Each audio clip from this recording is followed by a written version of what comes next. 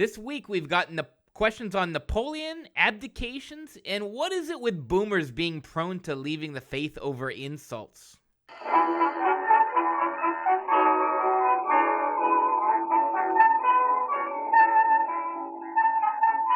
Welcome to another episode of Off the Menu, now being broadcast in podcast on the Crusade Channel. Talk radio the way it should be on crusadechannel.com. I'm your host, Vincent Franchini from Tumblr House, here with a solipsistic Charles Coulomb. Solipsistic? You mean I'm dwelling in my own mind and I'm the only reality I admit? Everything else is illusory? Is that what you're saying? Yes. Okay, well, you know, if the insanity fits, wear it.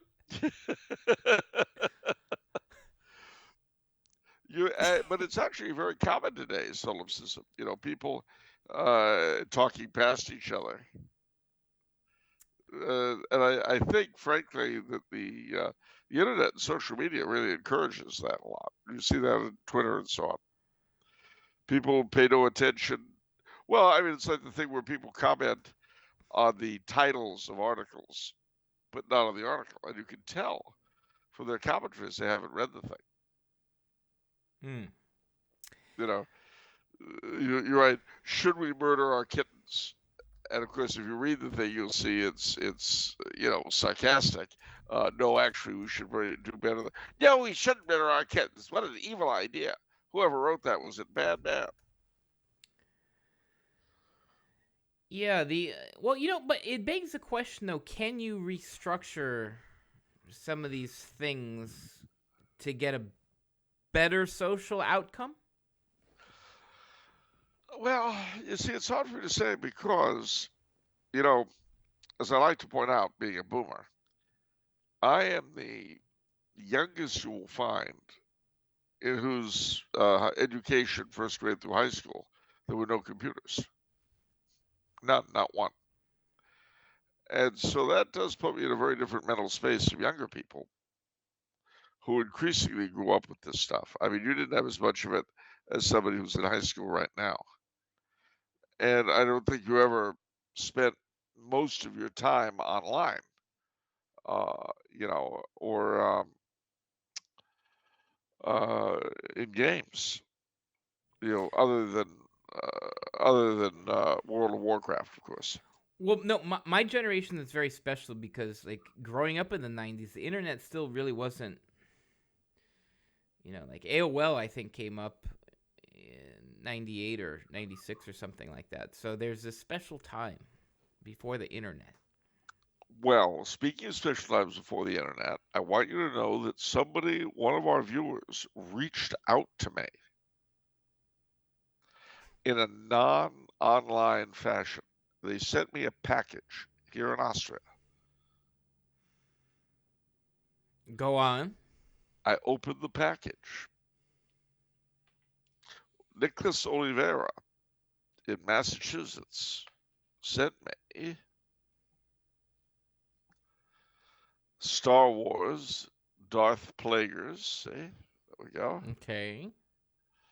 But that's not all. In case the book wasn't enough to stimulate my imagination and bring me back to the whole Star Wars universe, which I kind of slipped out of after the third movie back in the 80s. That's actually a collector's item. Don't mess with that. That's serious, Charles. Episode 1, that's worth something now. Is it? Well, it's new. Star Wars Darth Sidious. Is it new? It's made in China. That says episode 1, though. Yeah, well, Patrick Rohan, Darth Sidious, Senator Palpatine, who became Darth Sidious, I guess. And he became the Emperor. But anyway, I want to thank Nick very, very much for this wonderful gift. Very unexpected. Usually when people send me things, I know what they're going to be because I recognize the sender and I recognize what it's about. This was good. So thank you very much. I shall hold on to both of them. I'll read the one and preserve the other as a collector's item. I actually also I got a letter from one of the patrons a long time, like maybe 3 or 4 years ago or something like that. That was also from a Nicholas, superfan Nicholas. You know who you are, but it was handwritten and it was very nice. It was very nicely done. And what I loved, what I really latched onto, was it had a wax seal in the back, and Oh, it had, like where you put the wax on and then you stamp it, and then that's like the wax seal. And I thought that's so legit. I have to do that. This is like this. It just feels epic. And now I do that whenever I write letters, and I'm trying to write letters to people more because I don't know. There's so much. There's so much.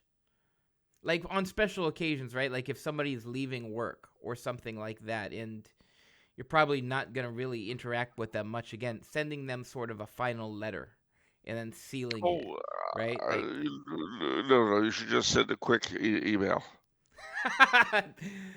So they realize how little they actually meant to the organization. People appreciate that, the thought that they're not going to be leaving anything behind that of any value. okay. It makes them feel less guilty. But no, a letter, it's interesting though how that's kind of an interesting point, right? Like you kind of it's kind of my question, like can the internet and digital stuff be structured in a manner that I don't know. Well, I know what you're getting at, and unfortunately, it's difficult for me to say because the internet still feels unreal to me, and probably will until I die. You see? Yeah. Cuz it's not your normal. It's not your No, normal. it's Yeah. not my normal at all. But there are a whole bunch of people for whom it is, and in my humble estimation, it's one of the reasons so many younger people today, when they speak, they don't sound like they're used to talking to other people. Yeah. They either they speak sort of monotonal, or their volume is weird. It goes up and down in strange ways. Well, there's a lot. There's that. What I'm noticing more in young people, it's actually worse. They're getting their cues from television a little bit, where there's these caustic jokes, like it's like from perhaps a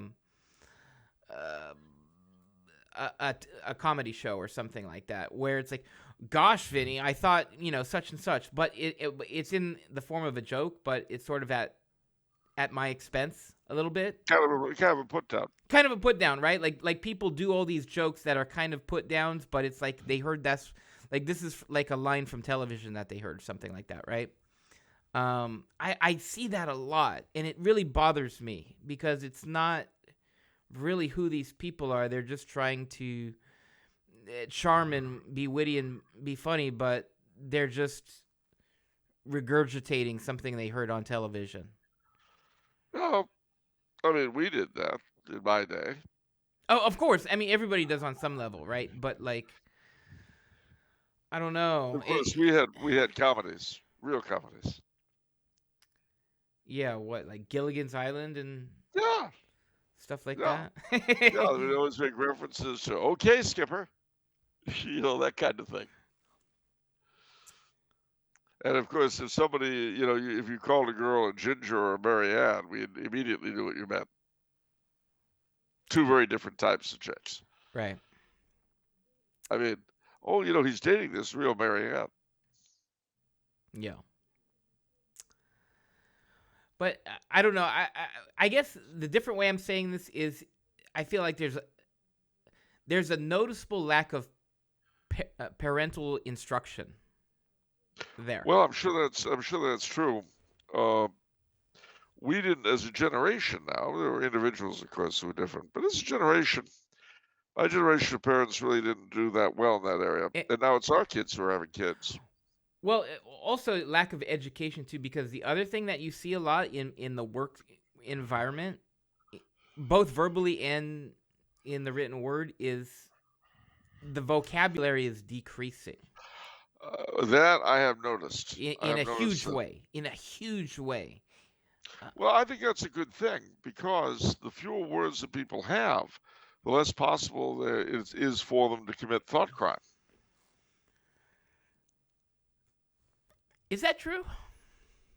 No, actually, no. Well, it isn't. It isn't in the sense that uh, I think what really happens. I mean, the rationale behind Orwell's party doing that was that if people lose the ability to think, to express thought crimes, they'll become docile and malleable.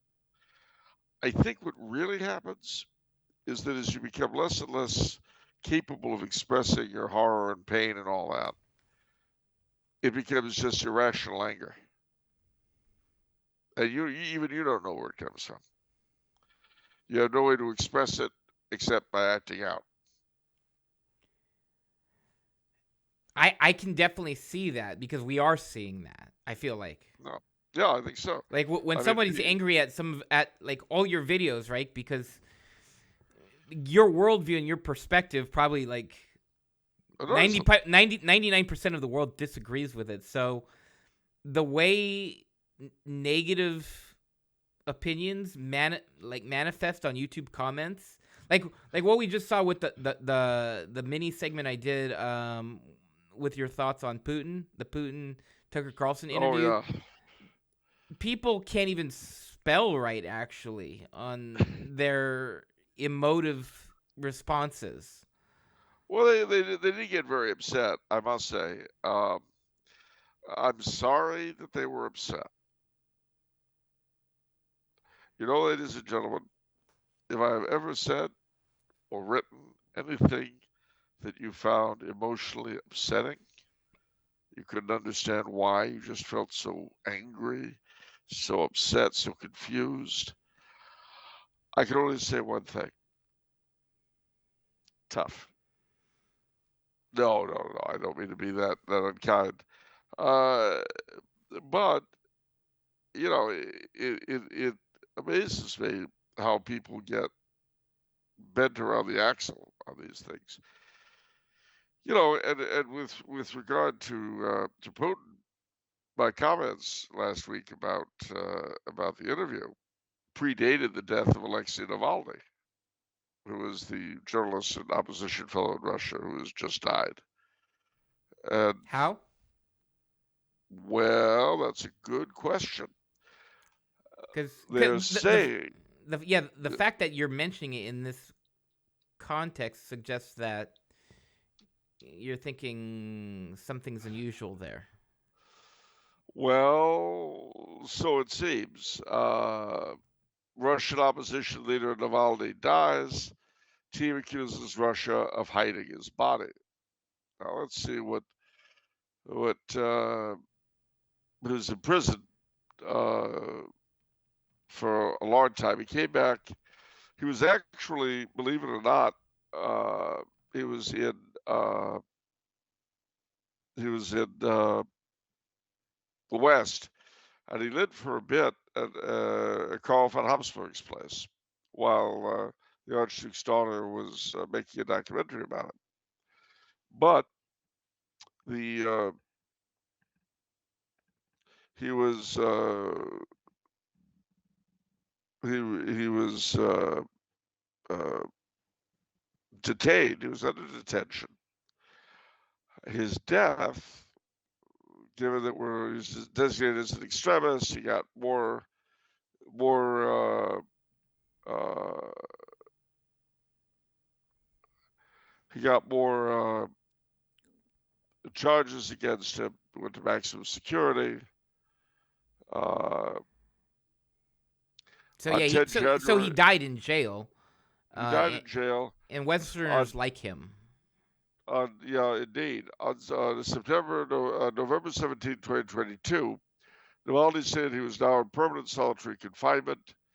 Infractions besides the attempt to start a labor union among the prisoners were that he did not button his collar, did not clean the prison yard well enough, and that he addressed a prison official by his military rank rather than his patronymic. On 10 January 2023, over 400 doctors in Russia signed an open letter to President Putin demanding the prison authorities stop abusing Navalny after it became known that he fell ill with flu confinement. As a fellow with flu and solitary confinement, and his lawyers were not allowed to give him basic medication. Less than a month later, Navalny was transferred to an isolated prison cell, a stricter form of imprisonment reserved for those who violate prison rules for the maximum term of 12 months. On August 4th, 2023, he was sentenced to an additional 19 years in a special regime colony on charges including publicly inciting extremist activity, financing extremist activity, and rehabilitating Nazi ideology. Moscow City Court found him guilty on all charges in a closed-door trial. In a social media post published the previous day, Navalny stated that he expected to be given a Stalinist sentence and called on supporters to fight corruption. Well, he died on 16 February 2024. It was announced that he had died while serving a 19-year prison sentence in corrective colony FKU IK3 in the Russian Arctic. He was 47 years old when he died. What's interesting, what's really interesting, and I'm going to mention this because this is very different and unusual from the United States. Now, I'm reading his Wikipedia article. By the way, he looks like a very healthy young man. he looks well, like but they tried to poison him before, you see, and that damaged him somewhat. Now, what's really interesting from the Wikipedia, so it says in February 20, so this is from Wikipedia, in February 2021, his suspended sentence was replaced with a prison sentence of over 2.5 years detention, and his organizations were later designated as extremist and liquidated, including the FBK. I don't know what that is. But he was, let's see, in 2023, he was sentenced to an additional 19 years in prison on extremism charges. Oh. I've never heard of that before. That is kind of a scary concept, a little bit, to me. Well, it's like our own hate crime or hate speech. It's the problem with it as a legal term is that it could mean anything. Yeah, that's what is scary to me. It's elastic, and it's very elastic, and that's the problem.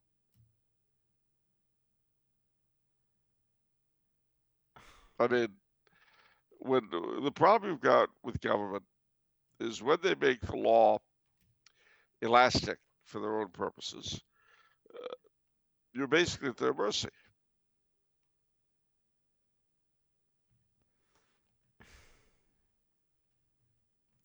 That's just really scary to me. Extremism charges, 19-year sentence. Well, as I say, hate speech.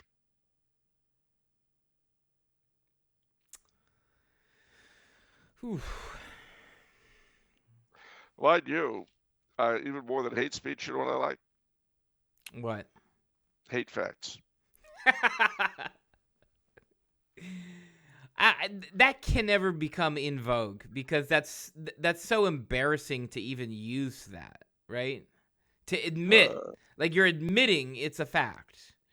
And that goes too far, right? Like the fact that you know it shows that you're hateful. I mean, I felt like your nephew hit it dead on when he said, "I don't like that, so it's a lie." Yeah, exactly. Right? So, but hate fact is the opposite. That is the level of leadership in the world today. That's what they're saying. I don't like it, so it's a lie. Fake news. All right, so okay, we've gone we've gone down that rabbit hole. Let's All right, let's crawl out. Let's veer somewhere. Veer somewhere else. Let's veer somewhere else. We're just driving along. Let's get off somewhere. Let's get off at some exit or something. Yeah. Hey, oh, look, there's County Road 328. I've never gone that way before. Let's go. All right. All right. So we're in Lent. We're in Lent 2024. How do you feel, Charles? What's going on? Well, here in Austria, it's a big deal. Ash Wednesday, you couldn't get meat in the restaurants, in most restaurants. Ooh. The Lenten special at the Cafe Vest, which I did not have. I just had a pile of fries. But it was herring salad.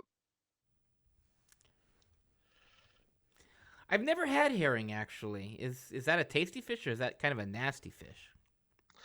A lot of people like it. I'm not a big fish fan.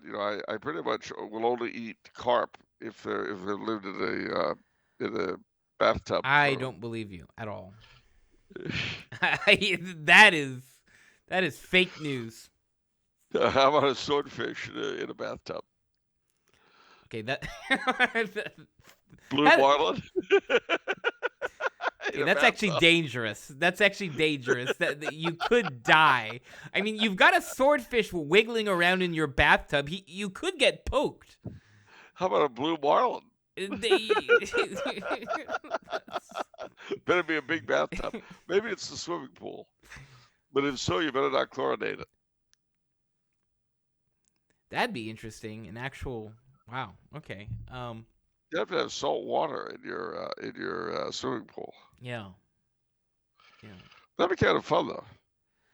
Have a blue marlin swimming around there, see the sail, just sort of doing its thing, hanging out. Yeah, that'd be neat. School of Barracuda. You could sort of aquaform your swimming pool, turn it into a little taste of the ocean. I wonder how many rich people have done that. That actually sounds pretty cool. I don't know. I mean, the next step would be to having a private aquarium. Yeah. Interesting. Yeah, you'd have to literally have it on the sea because these aquaria always use the direct seawater coming in, and that's why it's difficult in urban areas because, in Long Beach it's not so bad, but you couldn't have an aquarium in Santa Monica because every now and then the sewage overflows and poisons the fish.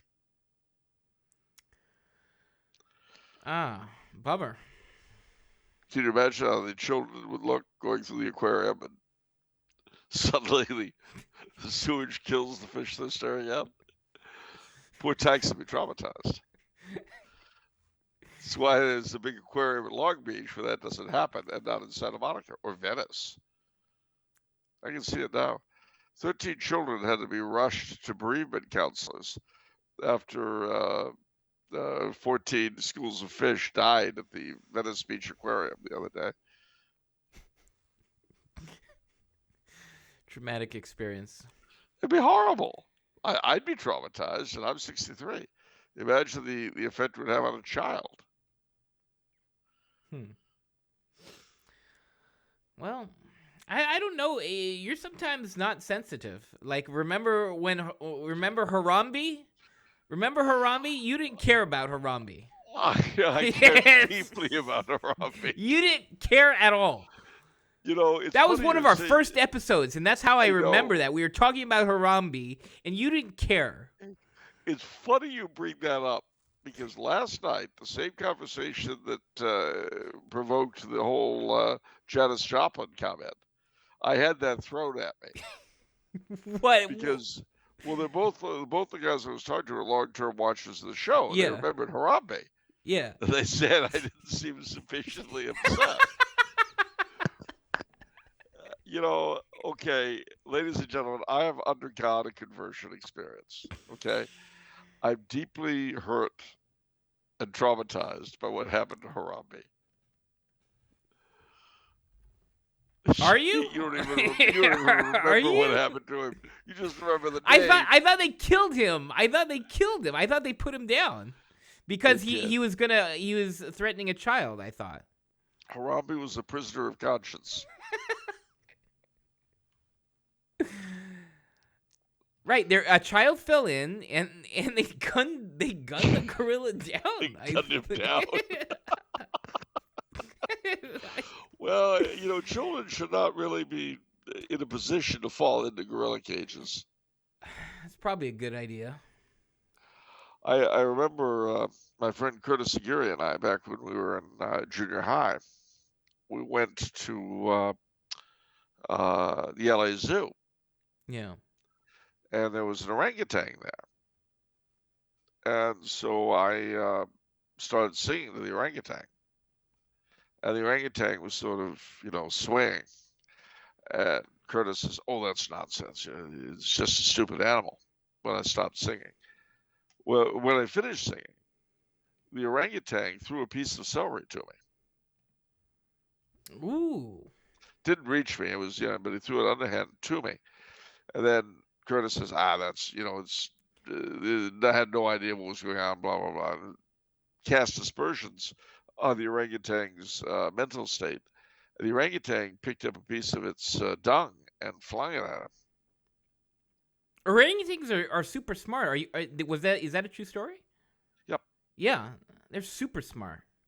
So he threw me the celery as a gift, and he threw the dung at Curtis for bad mouthing him. I can see it. I believe it. Unfortunately for me, but fortunately for Curtis, he wasn't in a position to actually get either of us with what he threw. But he was at a sufficient distance. And there was a divider. Yeah. But he enjoyed my singing. That's good. That's nice. Unlike some people. I like when you sing good songs, I like them. When you sing bad songs, I don't like them. And it's not a judgment on your voice; it's a judgment on the song. Bad songs. Name one bad song I've sang. Name one. I try to forget them, to be honest. I don't want to break. It's sort of like, like name one bad thing I've said, right? Like I'm trying to remove these memories, like slug chowder. Right? Yeah. Well, I don't want to think about that. Too bad you brought it up again. I noticed you didn't really enjoy my rendition of Santa Baby at the Christmas party. I don't like that song. Yeah, I don't think you liked my performance of it in particular. It didn't quite fit with the lyrics of the song too. So it was like double. It was problematic. Problematic, suboptimal. Suboptimal, yes. That's a charitable way to say it. So basically you think that I really can't do Eartha Kitt songs justice. Right, and it's not your fault. It's just, it's how it is. What would you say about Billy Joel's rendition of Santa Baby? I don't believe he's done a rendition. You've never heard his cover of Santa Baby? Really? I'm not gonna bite. No, I don't believe he's done it.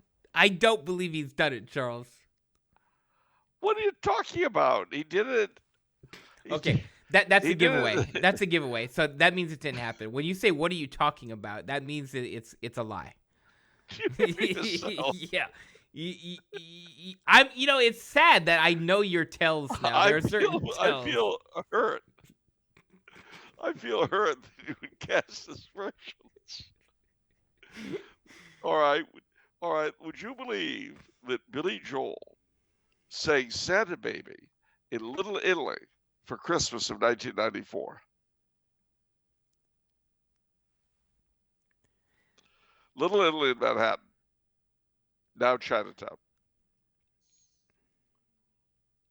I thought he was done. No, I don't believe that. I do not believe that. No. Okay.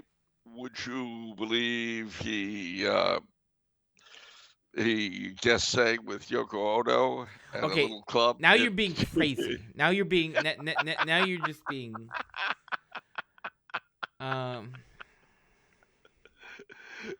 So basically, you don't really see you don't think that Yoko Ono and Billy Joel have a future as a musical duet, as a musical team. I would presume not. No, I have never heard Yoko's stuff. I'm not interested in whatever she's doing. Poor Yoko. She's been through so much, and now she gets this neglect from you on top of it. I mean, it was bad enough they killed John Lennon. What? Okay. To add insult to injury, I neglect her? Yes, exactly. This is what I'm saying. You know, if you paid more attention to Yoko Ono, she'd be a happier woman. How come it's all resting on me? Because you're one of the masters of the universe. Oh, okay. Oh, sorry, my gaze has not fallen in Yoko's direction.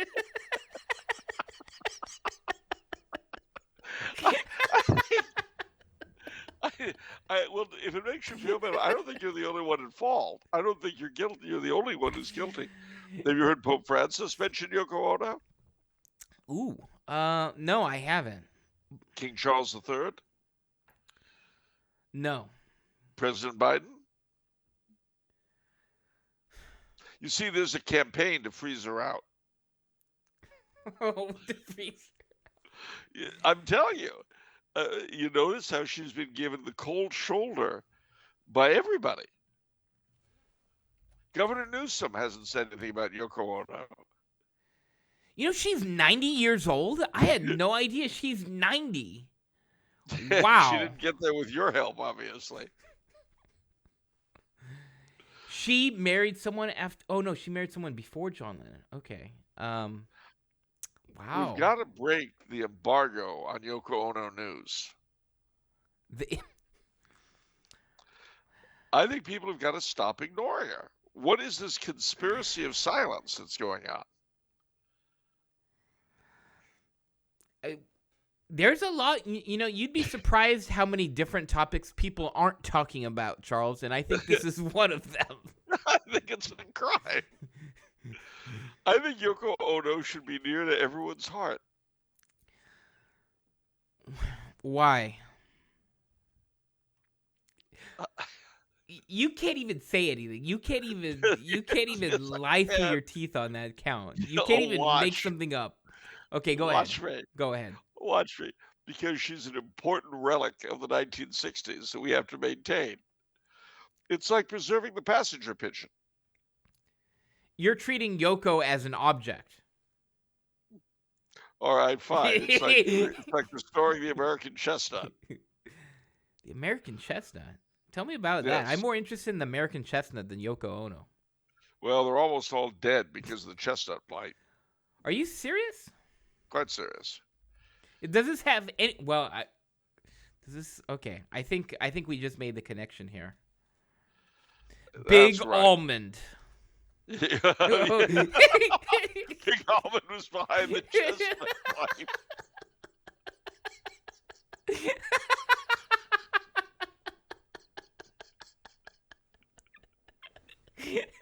There it is. Oh, it all comes together now. It all comes together. They're probably behind Dutch elm disease as well. Any possible source, any possible source of competition had to be eliminated. Oh, and peanuts, you're next. And that's the reason why Yoko Ono is being frozen out, because she knew. Yeah, that's probably true. Have you ever heard her speak about the American chestnut? Never. Never. No, because Big Almond has put her under wraps. She's not being allowed to tell the world. And this is why there's been a news blackout on Yoko Ono.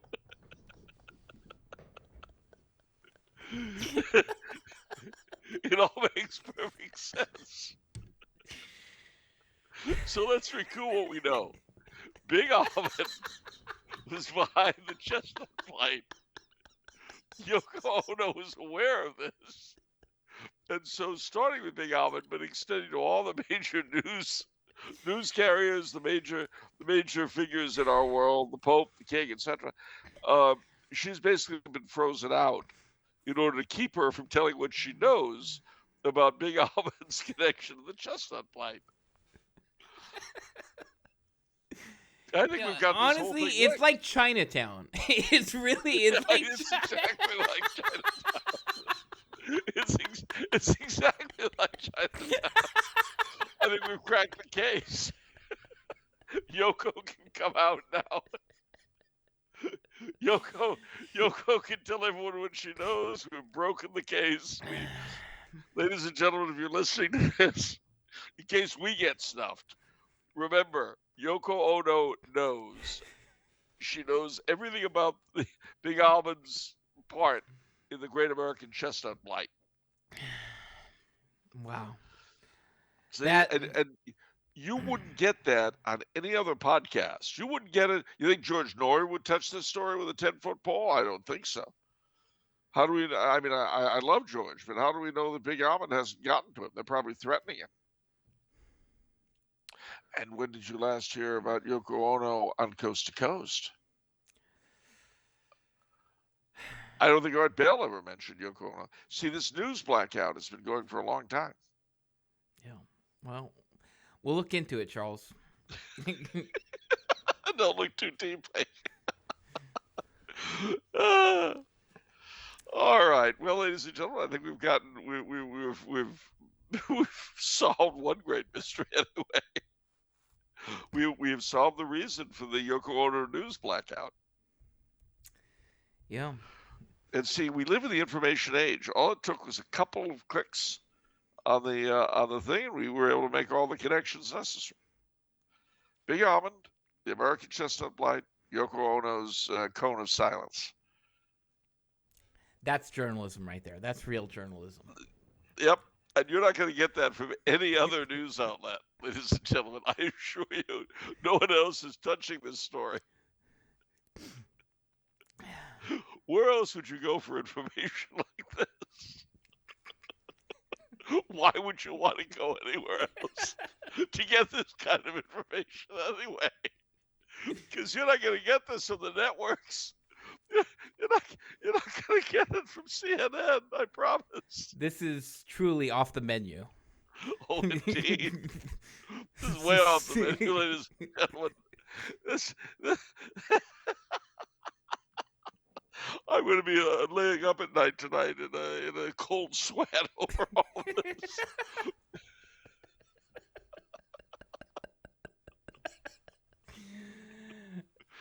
Oh, gosh. I think you better tell Tyrone to put the tower on high alert. This stuff is too hot to handle. I think you better send a copy of what we found on the 13th floor. Put it beyond anybody's reach. Oh man, ladies and gentlemen, sometimes it's worth chewing through the straps in the morning. I swear. All right, let's do some questions. All right. Let's do some questions from Don from Florida, who says, "Greetings, Don Vincenzo and Sir Charles. It's been a while since our last interaction, so excuse my absence. When we heard news of Charles's return to Tumbler Tower, the decree went out to decorate Tumbler Tower in all its finest to welcome our prodigal son. So poor old Rose was given the task of going into the crawl space to dig out all the decorations. Having been given a sneak preview of Don Vincenzo's Christmas bonuses and that poor old Rose was being gifted another Tumbler House Tower gift shop coupon, I felt obliged to relieve her of these duties and go into the crawl space myself. Well, it was a good thing I did and not her, because I stepped into an old floorboard and fell into a sort of wormhole dangling halfway between the executive floor and the 13th floor. Needless to say, I spent nearly the entire Christmas in this between state, only half conscious of reality with little memory of anything. I do recall surviving on some K rations. That's always best. I do recall surviving on some K rations Don Vincenzo had stored in there. Finally emerged just before the Christmas season when poor old Rose herself opened the door to find the decorations to celebrate St. Bridget's Day. It is great to be back on the exec floor and, of course, have returned to the pile of work left on my desk by Don Vincenzo. All right. Thank you, Don. Good to have you back. It's great that you're back. It's also, in the light of what we've just uncovered, it really is going to have to be batten down the hatches of the old Tumblr House Tower. All right. Because I'm telling you, these revelations are too hot to handle. My head is spinning. But nothing is going to stop that fact-finding mission in the Bahamas during spring break. That must go on. Well, for all we know, Yoko Ono might be going to the Bahamas for spring break. That's true. You might have to report on her bikini. No, thank you. All right. That was very unnecessary. All right. Some visuals cannot be removed from your head. Okay. Could Charles share with us the history and background of the families of two great American saints, the Seton family of St. Elizabethanen Seton and the Drexel Biddle family of St. Katherine Drexel? Well, yes, I can actually. The Setons were in origin a Scottish family. Now, mind you, there's St. Elizabethanen Seton's in-laws. I can't remember her maiden name. Anyway, but her family were connected to the Setons for reasons I'll explain momentarily. Her husband's, I think, great-grandmother or great-great-grandmother was the famous Mary Seton, who was one of the four Marys, the four ladies in waiting to Mary, Queen of Scots. Mary Beaton, Mary Seton, Mary Fleming, and Mary Hamilton. And they followed Mary, Queen of Scots through her various misadventures. And in fact, in the Seton family, they had a miniature of Mary, Queen of Scots that she had given to Mary Seton, and which stayed in the family and came with them from Scotland to England and then to New York. And you can see it at the St. Anne Seton Shrine in Emmitsburg, Maryland. They became merchants in New York. They were loyalists in the Revolution, as St. Elizabethanen Seton's father and mother were, or father anyway. And so they, they supported the British during the war, but they stayed afterwards. I forget why the Setons stayed. St. Elizabethanen's family stayed because her father was a doctor, and he one of his jobs was overseeing the quarantine of ships coming into New York Harbor. And so the rebels did not want to, once they took over in 1783, they didn't want to lose his expertise. So they made him a good deal, and he stayed. So that was the Setons. Now, the Drexel Biddle family is interesting because the Drexels were Swiss. The Biddles were English, Philadelphia families, both. They were very much intermarried.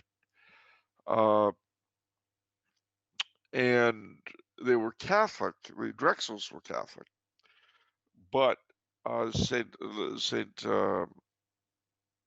Elizabeth Drexel's father stayed Catholic. Two or three of her uncles apostatized and became Episcopalian. And it was on that side, one of them married a Biddle. The daughter of one of the uncles, I think, married a Biddle. And he was the subject of a movie by Walt Disney called The Happiest Millionaire, played by Fred MacMurray, which I saw when I was a kid. So both the Biddles and the Drexels are, they're high society in Philadelphia to this day. Interesting. Okay. Yeah, 1967 movie. Fred McMurray. Okay. All right. I recently started reading the daily liturgical reflections of Bishop Challoner. Could Charles Challoner. Challoner? Challoner. Could Charles tell us more about him and if there was ever a cultus for his canonization? Well, the answer is yes. He was the Vicar Apostolic of London in England during the late 18th century, which was a very bad time for the church in England. It was a low point in terms of our fortunes, in terms of our numbers, and so on.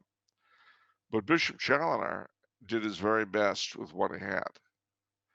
He did a new translation of the English Bible, the Douay Rheims, the Challoner edition, it's called. He composed a book of Catholic devotions, which is still used. In fact, Bill Biersack uses it. I know because I gave him a copy. Haha. But it's called The Garden of the Soul. And it's a prayer book, very plain, very meaty. Um, and of course, he was the Vicar Apostolic during the American Revolution. And the Vicar Apostolic of London had jurisdiction over the 13 colonies, which he naturally enough lost in 1783. As to the question of his beatification, the answer is yes. There's a cultus. In 1947, his body was moved from wherever it was to Westminster Cathedral because when they revived in the 1850s, when they revived the English hierarchy, the Archbishop of Westminster was the successor to the Vicar Apostolic of London. So in 1947, they moved his body to Westminster Cathedral, where it is now. And the following year, his cause was opened. And there are a number of prayers out. There are quite a few schools named after him. And so this is a typical example of a prayer for his beatification, which I'm pulling out from Bishop Challoner Catholic Secondary School. It says, the Father, the Son, and the Holy Ghost, Amen. O God, who made your servant Richard Challoner a true and faithful shepherd to his flock, graciously honor him to be numbered among the blessed of the Church, that through his intercession, we who have been taught by his word and example may be given the grace to follow the teachings of Jesus Christ and strive always to do ordinary things extraordinarily well. We make this prayer through the same Christ our Lord. Amen. The Father, Son, Holy Ghost. Amen. And that line, to do ordinary things extraordinarily well, was a hallmark of his spirituality, which the Garden of the Soul epitomizes. It says, the Garden of the Soul, a manual of spiritual exercises and instructions for Christians who, living in the world, aspire to devotion. Looking at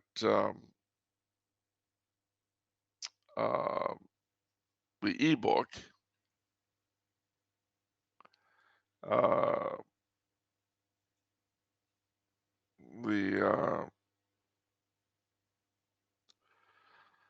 it starts out with a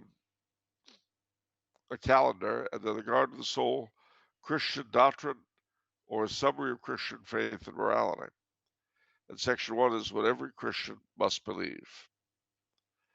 And it's pretty plain, pretty conclusive. We must believe that the Catholic Universal Church of Christ, of which he is the perpetual head and his spirit the perpetual director, which is founded upon a rock and is ever victorious over all the powers of death and hell. This church is always one by all its members professing one faith, in one communion, under one chief pastor, St. Peter, to whom Christ committed his flock. The same church is always holy by teaching a holy doctrine by inviting all to a holy life and by the evident holiness of many of her children. She is Catholic universal by subsisting in all ages, by teaching all nations, and maintaining all truths. She is apostolical by deriving her doctrine, her communion, her orders, and her mission by an uninterrupted succession from the apostles of Christ. So that was Bishop Challoner, and may he soon ascend the altars.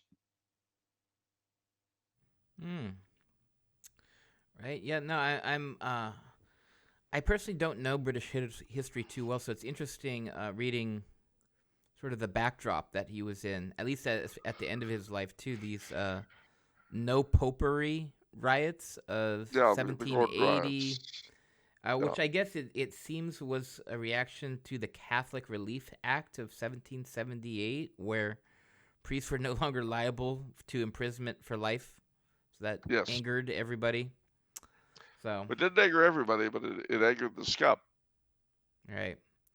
So he was hiding a lot, it sounds like, at the end. So okay. Despite the fact that he lived to see 90. The first Emancipation Act. Yeah. Yeah, he was 90 years old.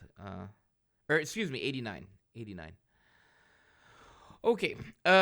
In conversation with a client of mine, I recently learned of the term 5-point Calvinist. I was unaware there were also 3- and 4-point Calvinists. Does Charles know anything about their differences and theology? Not really. I mean, I've heard the phrase. This is where I wish Bill Zook was here, because he knew all this stuff. Yeah. The late lamented Bill Zook was the master of Protestant theology. But let's just see, 5-point Calvinism.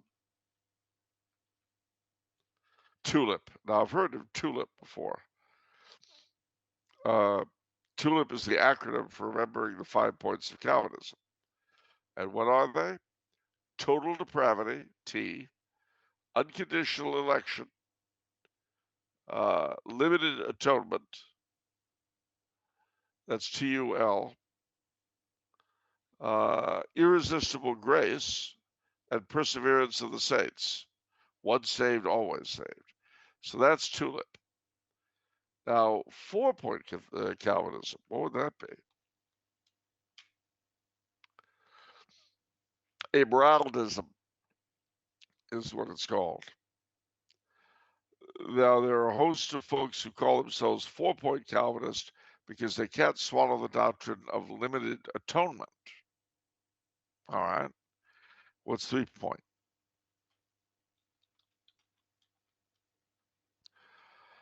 Uh, 3-point Calvinists who believe in total depravity,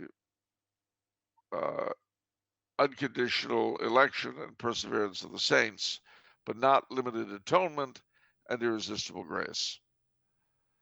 So that's what 3-point Calvinists are. I doubt this could be 2-point Calvinism. Wow. Shows you what I know. Calvinianism. It's 2-point Calvinists, which I guess believe in total depravity and perseverance of the saints. Don't tell me there's 1-point Calvinism. Yes, I already went there. Okay, fine. You know what? I'm a no-point Calvinist. No point. I'm a no-point Calvinist. I'm Calvinist, but I have no points at all. I wonder if people really self-identify in that manner. I feel like it would be weird to identify as 3-point because it's sort of accepting an inferior state, like 3 stars out of 5 stars or something like that, Well, I don't know, but it just occurred to me we do have no-point Calvinists. Was it Unitarians? What? Exactly. Yeah. Unitarians. Yep. Unitarians. The no point Calvinists. Because, they're always so proud of their descent from the various Calvinist churches. Yeah. Okay, no point Calvinists. All right. Unitarians of the world unite. You have nothing to lose but points. All right. I know many Catholics, particularly traditional Catholics, who have benefited spiritually from the program Exodus 90. However, while I understand the aim and merits of the program, I have an issue with the timing of it as it runs through the heart of Christmas and Epiphany Tide, which should be a time for a celebration, not fasting and abstinence. What say you? Well, I've known people who've done it, and they all seem to have derived some sort of benefit from it. I said I had enough cold showers in military college. I don't need any more. But I would think that Lent would be a better time to run a program like that. The only thing I can figure, though, is that it might get lost in the general penitential thing. Yeah. Because it's a very specific program of its own. I don't really know enough about it to say more than that. I think there's a couple other things because we know some mutuals. We have some mutual friends who've done it, and Yeah. it's very rigorous. Like Greg knows it or does it, and I think that's a social media fast. A couple other things like that, sort of. See, if it was just the social media fast, you'd jump on it. Yeah. Yeah. You would. It does. I guess there is. I think you're right. There are cold showers. Yeah, I didn't make You're that right. up. Yeah. Give up video games, give up TV, give up alcohol, no soda, sweet drinks, no snacking, no desserts. Listen only to music that lifts the soul to God. No unnecessary purchases. Fast on Wednesdays and Fridays. No meat on Wednesdays and Fridays. Avoid unnecessary smartphone use. Avoid unnecessary computer use. Give up video games. Give up TV. Give up alcohol. Exercise 3 times per week. But it's interesting. Get a full night's sleep. 8 hours is recommended. That's interesting. Looks like there's some other stuff, but that's, it's interesting. I like that people are taking their spiritual life seriously. Well, yeah, it does seem to me, though, like it would be a perfect Lenten exercise. Yeah. All right. What can you tell us about the revolt of Walloon and French mercenaries under the Habsburgs during the Turkish Wars between the Ottomans and the Habsburgs? Not a thing. I have heard nothing about it, so we shall find out. Well, what's Walloon? Walloons are the French speakers from Belgium. Belgium being an Austrian possession in those days. What does it say? Mutiny, Turkish Wars. I mean, the French were allied to the. There it is. The revolt of French and Turkish mercenaries in Habsburg service at Papa in 1600. How the mercenaries stationed at the Habsburg fortress of Papa mutinied and tried to hand over the fortress to the Ottomans. How the Habsburgs dealt with the mutiny and what happened to the mutineers. So this was in 1600 during the Long Turkish War of 1593 to 1606. They mutinied because they weren't paid. They were ready to switch sides. That's interesting.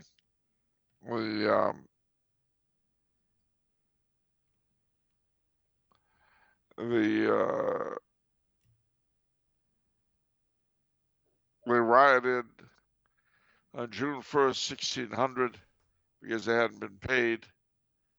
They've been waiting for their money for half a year.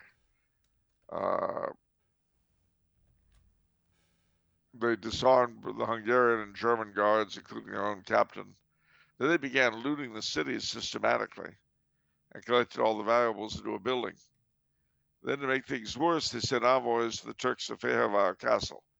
They offered to cede them Papa Castle if they would pay their 60,000 gold florins, which had not been paid by the Habsburgs.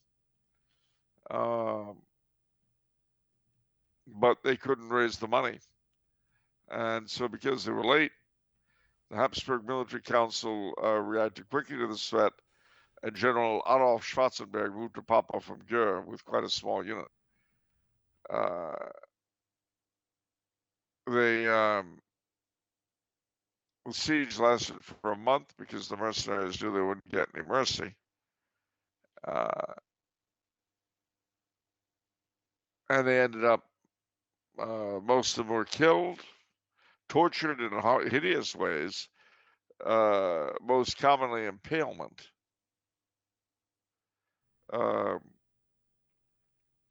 Interestingly, the tortures were carried out by the Walloon troops who had remained loyal.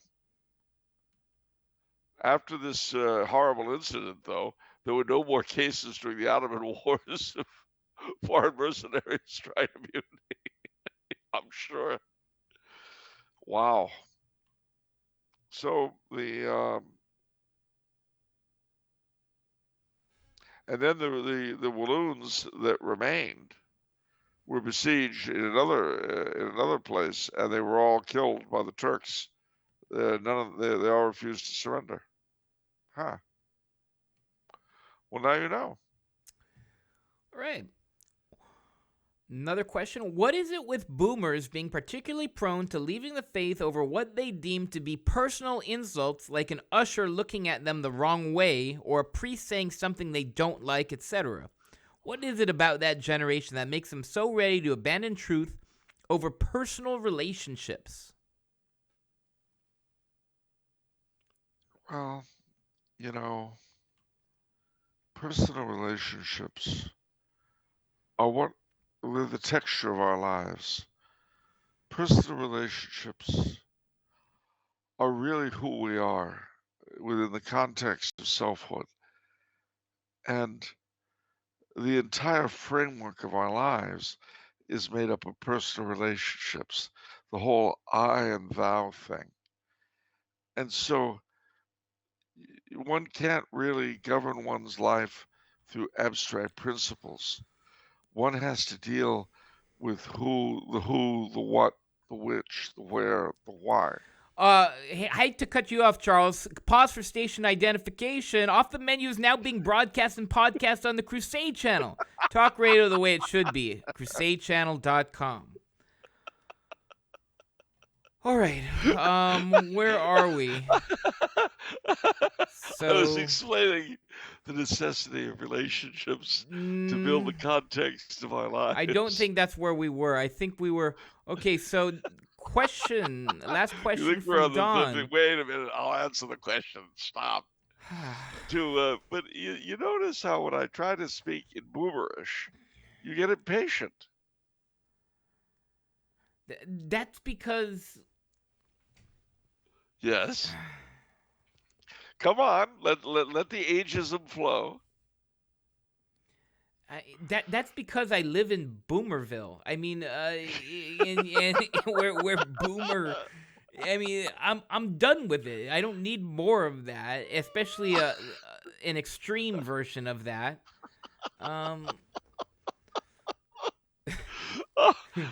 So basically, you're a wounded healer. All right. No, I'll tell you, I'm only half joking in the sense that from the time of boomer of our birth, everything was about us. Boomers were the biggest. We talk about kids, for instance, children now. Remember, the boom lasted from 1944 to 1964. So what happened in that time? You had the biggest generation of children in America for a very long time. And stuff became very kid-oriented. Think of Disneyland. Think of the boom in children's literature. Think of all this stuff. Think of the explosion in schools, both public, Catholic, and every other kind. There were a lot of us. And We were encouraged to think we were special. If we went to Catholic schools, uh, those of us who went post-Vatican II were told, if you don't have to go to mass if you're not getting anything out of it. And because we really were poorly catechized both before and after Vatican II, we didn't really have a good grasp. Most of us, now I'm painting a very broad brush, but we didn't have a very uh, good grasp of the faith anyway. So it was easy to just fall out of it, and a lot did. Even without the drama of, oh, sister was mean to me, they just slid out of it because they didn't know anything about it. What we were taught in school, in Catholic school, was nothing. You got enough to decide you hated the faith without really understanding what it was. And I mean, my alma mater, Blessed Sacrament School, closed a few years ago, and now it's going to be bulldozed. And on the one hand, I feel badly about it in a sense, but they didn't do their job. And the vast majority of kids that came out of Blessed Sacrament in my time, or out of Alamany, where I went to high school, or Daniel Murphy, are no longer practicing Catholics. And see, people did not put their kids into the Catholic school system for the purpose of having them come out non-Catholic. So that money that the school system took in from our parents was basically taken through fraud, because they promised they would turn out young Catholics, and they didn't. They didn't even begin to. But that's why, with that kind of a background, we give up the faith so easily over nothing. Because the faith, if we know it, it doesn't mean anything to us except as a sort of tribal name.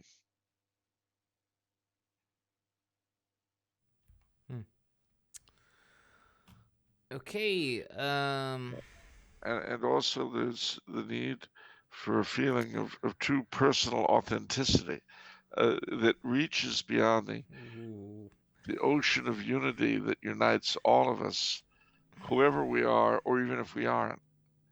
And I think that there's a sense in which all of us, of goodwill and of none, are trying, in one sense or another, to be who we are and to live in the moment now. All right, get your punishment in, old man, because now it's my turn.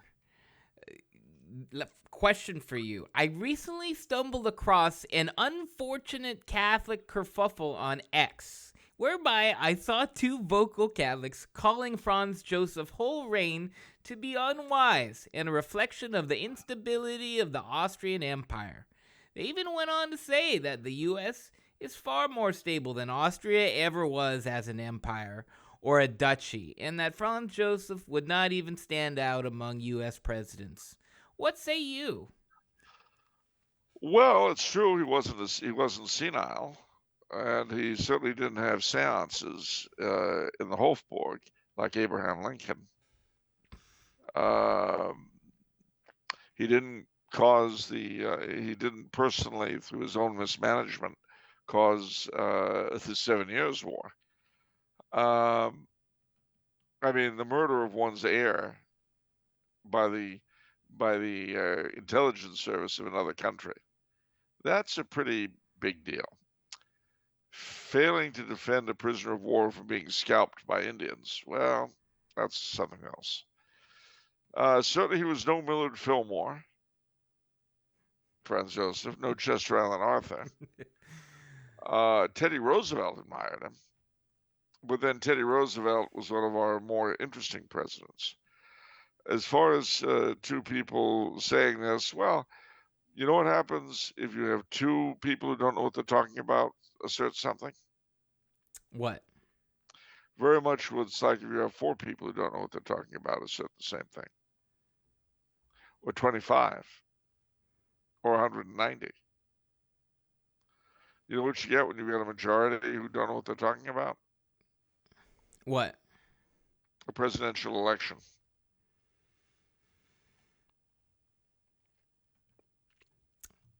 Okay. And in the immortal words of our current president, what is this? So I don't know history at all. What is this about the instability of the Austrian Empire? What's that all about? Well, they had all sorts of ethnic issues, and the rise of nationalism certainly was a destabilizing factor. But again, thinking back to the hot summer of burning love, and the January 6th insurrection, which almost toppled the Constitution.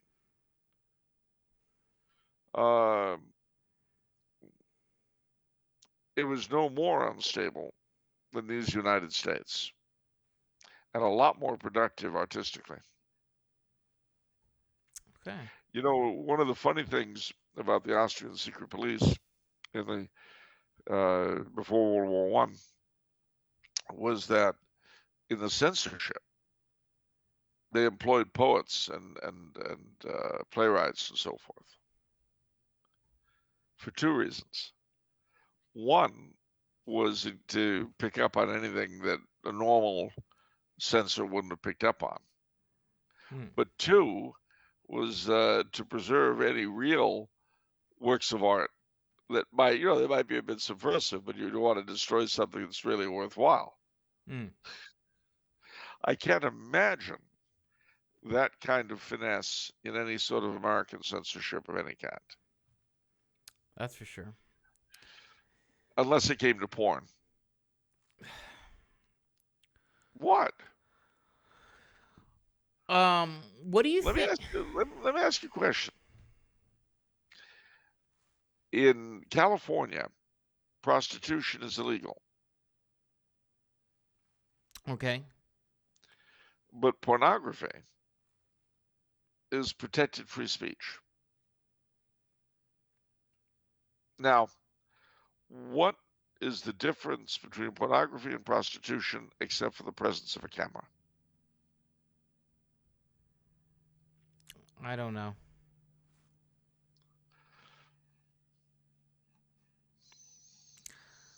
Well, I guess, okay, so there's finesse. What do you think, what do you think they're referring to when they're talking about Franz Joseph's whole reign being unwise? I have no idea. Like, is there a certain decision where looking back, it's like, oh yeah, that was a mistake? Yeah, he made a couple of them. But I mean, as compared to what? The Forever War launched by Bush Jr.? Is that what we're talking about? Pushing the U.S. into World War II? How about Woodrow Wilson in World War I and his solution, which led directly to World War II? At least we were to believe Winston Churchill. No, but his biggest mistake, in my humble opinion, was when the Russians asked for his help in the Crimean War, refusing it. We've had this discussion on other episodes, but basically, had he done that, it would have cost Austria next to nothing. And when the Prussians and the Sardinians came around like so many jackals, he would have had the alliance with the Russian bear to chase them off. Instead, he had no allies except the minor German and Italian states, who some of them fought hard, but they couldn't fight hard enough because they didn't have the resources. Okay, question from Young, who says, "Greetings, Comrade Coulomb and the most esteemed Lord of the Library, Vincent Franchini. I have a question about none other than Napoleon. I recently learned that following the Battle of Austerlitz, the electors were going to elect Napoleon as Imperator Romanorum, and he would have accepted had Francis II not illegally dissolved the empire. Presumably, he would have expanded the empire to include much of his conquests alongside France itself. Was this a real thing? If so, does Charles believe that it would have been an improvement compared to what we got? Or would Napoleon's liberalism corrupt the Holy Roman Empire from the inside?" That is an extremely good question. Well, first and foremost, I can tell you that Franz I was very much afraid of Napoleon making himself Holy Roman Emperor, and the fact that he was allied to the lay electors made that a clear and present danger, which is why he, in 1804, created the same year that Napoleon made himself Emperor of the French. Francis II created the Empire of Austria out of nothing. And then in 1806, after Austerlitz, he abdicated the Holy Roman Imperial throne and declared the empire dissolved. And it was precisely to keep Napoleon from getting onto it. And I think that would have been a disaster. I think it would have been, I think it would have been a liberal horror. It's interesting, though, that when Napoleon went to Aix-la-Chapelle, although he called himself the successor of Charlemagne, he would not sit in Charlemagne's throne. There's a very famous picture of him looking at it, contemplating, but refusing to actually sit there. Now, one of the other things too, and this I'm looking at a piece of mine, Europe and the Empire, which has just gone on to Tumblr House, to the website, and that is the the commentary on uh,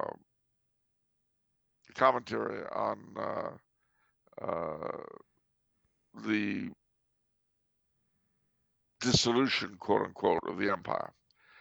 Viscount Bryce wrote the most, even to this day, although he wrote it about 1890 or something, the most authoritative history of the Holy Roman Empire in English.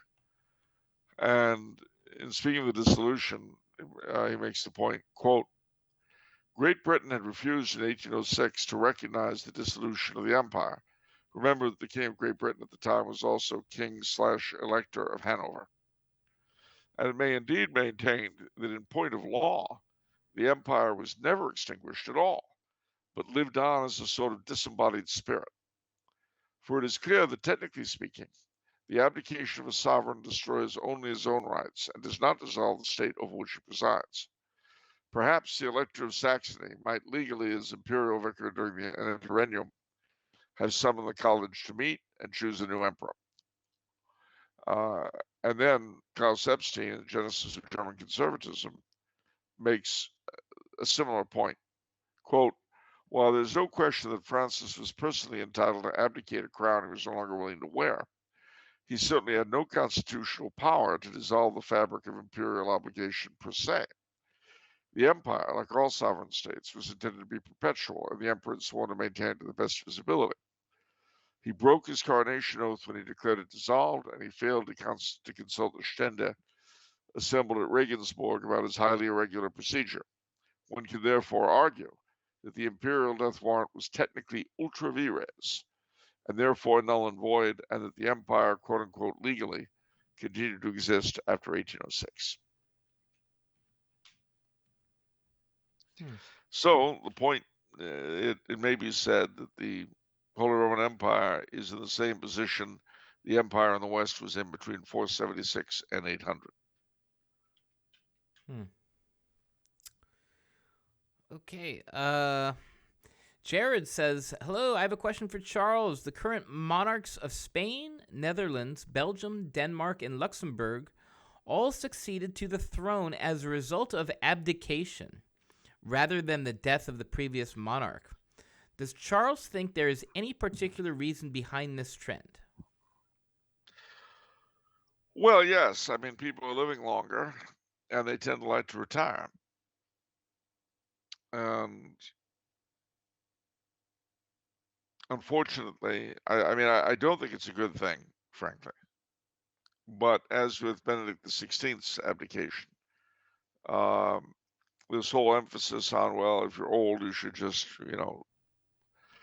step aside for the younger folk. Well, personally, if anybody was going to do that, I kind of wish it had been Queen Elizabeth to allow King Charles to be king. But that would have been it's better that she stayed on until she did. And it would have been better if all those who advocated had stayed on. So everybody who's listed, did they do that out of a sense of duty, like that they couldn't fulfill their obligations or something like that? Usually something along the lines of, the times demand a younger person, that kind of thing. And I mean, they all felt the lessening of their energy and so forth. Okay. But I think it's a lot to dump on young people. All right, final question for the episode is from Carol. Carol says, hello, Messieurs Franchini and Coulombe. I have been thinking about the hour of our death, quote unquote. So many of us will be under heavy pain medication, and who knows what we will be hallucinating or otherwise cannot exert control over our minds. My friend's father is an Assyrian Christian who has been God-focused for most of his life, studying the Bible and so on. Now he is losing his mind with excursions into the fantastical or even paranoid thoughts. He goes to church but no longer studies the Bible as he used to daily. I worry for him. What are your thoughts? Well, I mean, this is the area of senility that the church is obviously very interested in because, it's true of mental illness, it's true of retardation, it's true of all sorts of things. At what point does culpability start and culpability end? And that's not something I think we can really answer this side of the grave because we can't know. And individual cases might be very different. So I wish I had a one-size-fits-all answer, and I don't. I could just say that, should pray for the Armenian fellow, and if it's incumbent on you to help him get to mass or do whatever, then do that. But ultimately, you see, each of us face death alone, and we face it in several different ways.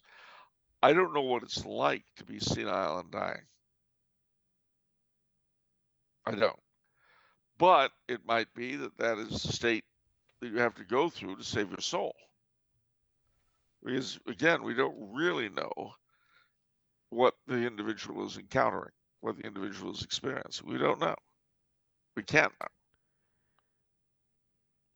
So all you can really do is keep them alive, keep them comfortable, make sure they have access to the sacraments so they're capable of receiving them, and pray for them very hard. Right. You know what the person this question brings to my mind is Saint Therese's dad. Oh, yeah. Right? Because that's the only saint that I know of who. So he went insane, right? He went. Yeah. He went senile. He went senile, and so that because, I don't remember this, but I guess that was troubling to Saint Therese. Yeah, of course it did. Yeah. And she received some sort of heavenly reassurance, but of course it troubled her. Yeah. And because you don't know, and especially if the person's illness is such as to preclude their receiving the sacraments, it makes it even worse. Yeah. So, you just got to leave in God's hands, I guess. That's yeah, I mean, it's true of so many things in life. We want to assume control of the thing, but we can't. I mean, it's kind of like Harambe's parents, Don't bring Harambe into this, Charles. Disingenuously. It's a serious matter.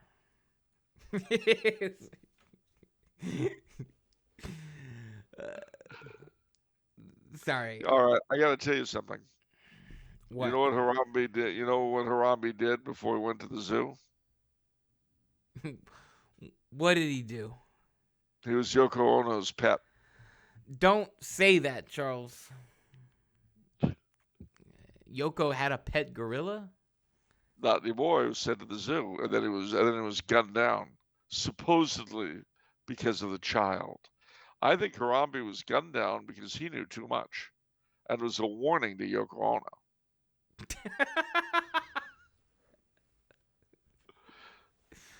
Let me ask you. That's some 4D chess by the powers that be. I'll tell you that. I'm telling you. I'm telling you, this goes real deep. This goes all the way in. And let me tell you something.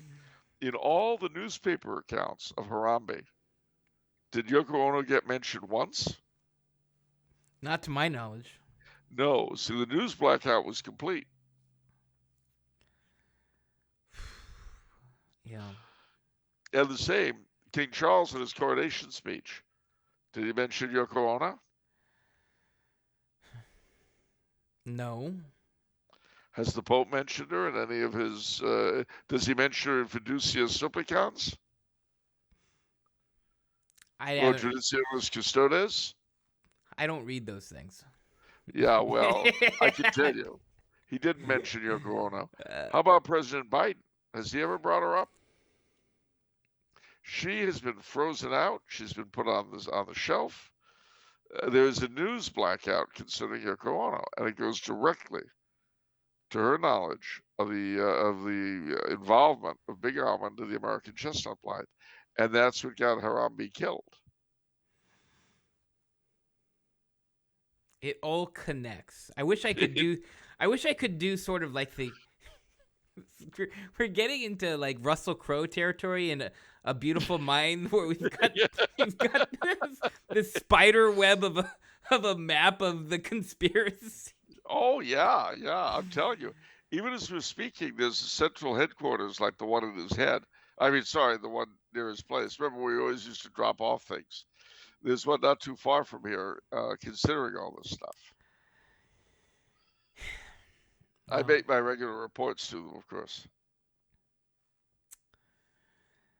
We'll see if some of the journals take the lead on this Yoko Ono blackout. Yeah, well, look, we have broken this case wide open.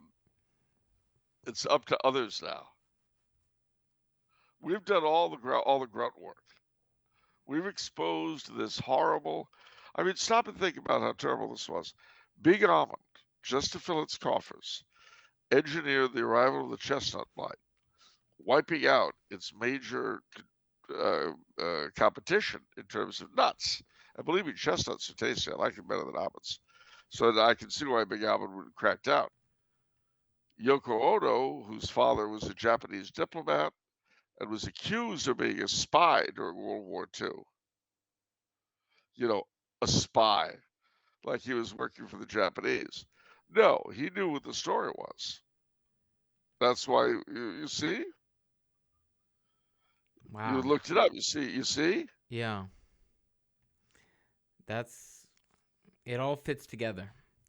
It does. And you know who else knew about Big Almond's involvement with the Chestnut Blight? Who? George Rutland. Who? George Rutland. Rutland. Who's that? Well... Is he dead? Yeah, very much so. He died in 1947, I think. Okay. They say it was suicide. Yeah. I don't. He's in a lot of weird stuff, Charles. I don't know what's going on. Yeah, here. And he worked with Yoko Ono's father. They claim that they were passing information to the Japanese Navy, but that's not it at all. We know now what the truth was. They were gathering information on Big Almond's involvement in the Chestnut Blight, all of which came to Yoko Ono after the war. All right, well, where do we go from here, Charles? Where do you and I go from here? What's our journey moving forward? Well, moving forward, I don't think there's much more we can do than we've done. we've broken the news. I mean, look, if we produced proof positive that there were UFOs from an alien world, once you've done that, what more are you supposed to do? That's true. I mean, Agents Mulder and Scully would tell you precisely the same thing. The truth is out there, way out there. Right. And the sad thing about all this is that it took the death of a gorilla, the shooting death of a gorilla, for all this to come together. Have they no shame? Have they no shame? This poor, frightened old lady, they gunned down her pet as a warning. Well, I don't know what to say, Charles. I don't know what to say. I just think it's terrible. And using a kid, endangering a child's life as a pretext, they have no shame. I mean, Big Almond will stop at nothing. Well,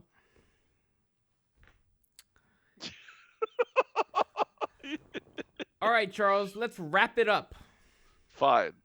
Well, if it's Monday, what is it? It's off the menu. And the soul you save? May be your own. Watch out for Big Almond, gang. They're watching out for you.